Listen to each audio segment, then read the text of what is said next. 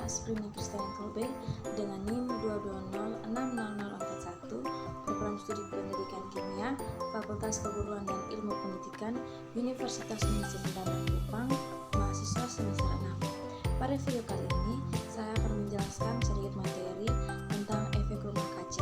Untuk itu, simak video selanjutnya. Yang pertama, pengertian.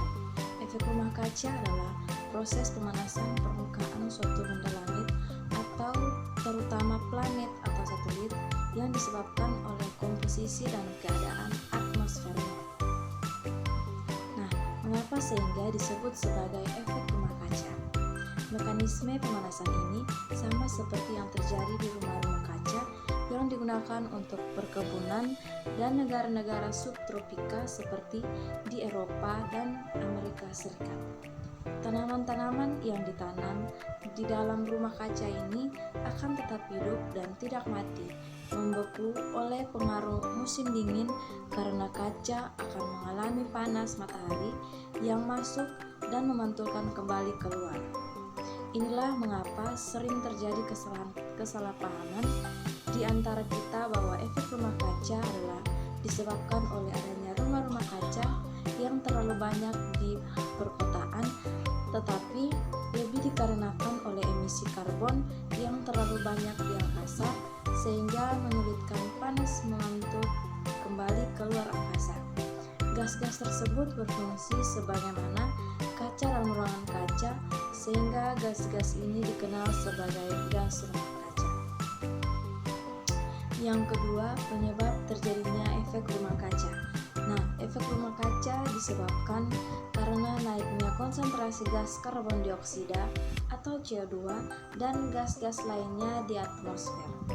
Kenaikan konsentrasi gas CO2 ini dapat disebabkan oleh kenaikan pembakaran bahan bakar minyak, batu bara, dan bahan bakar organik lainnya yang melampaui kemampuan tumbuhan-tumbuhan dan laut untuk menyerapnya. Selain gas CO2 yang dapat menimbulkan efek rumah kaca adalah belerang dioksida, nitrogen monoksida atau NO, dan nitrogen dioksida atau NO2, serta beberapa senyawa organik seperti gas metana dan CFC. Gas-gas tersebut memegang peran penting dalam meningkatkan efek rumah kaca. Yang ketiga, gas rumah kaca. Gas rumah kaca adalah gas-gas yang di atmosfer yang menyebabkan efek rumah kaca. Gas-gas tersebut sebenarnya muncul secara alami di lingkungan, tetapi dapat juga timbul akibat aktivitas manusia. Gas rumah kaca yang paling banyak adalah uap air yang mencapai atmosfer akibat penguapan air dari laut, danau, dan sungai.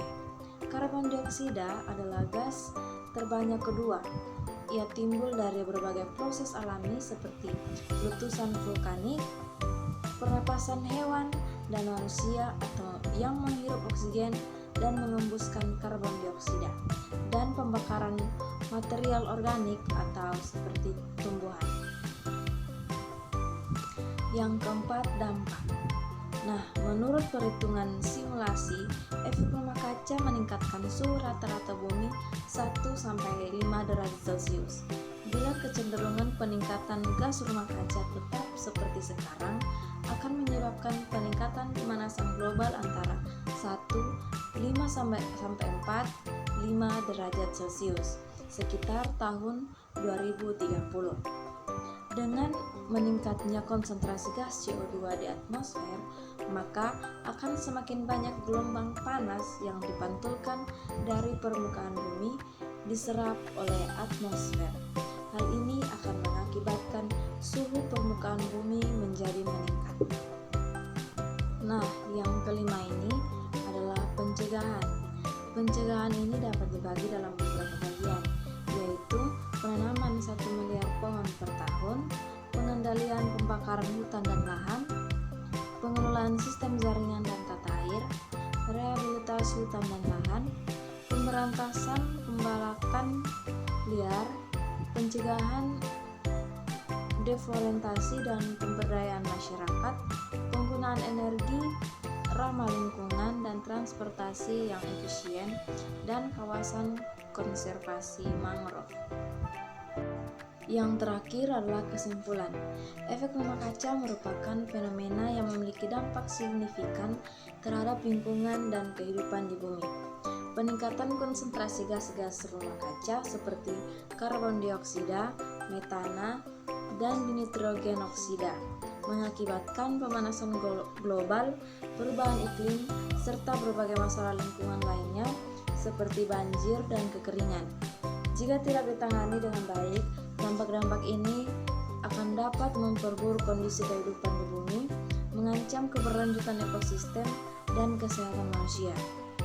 Upaya untuk mengurangi emisi gas rumah kaca, meningkatkan kesadaran masyarakat, dan menerapkan strategi ramah lingkungan menjadi kunci untuk mengendalikan dampak negatif efek rumah kaca dan menjaga keseimbangan lingkungan untuk generasi mendatang. Sekian presentasi singkat saya dan terima kasih.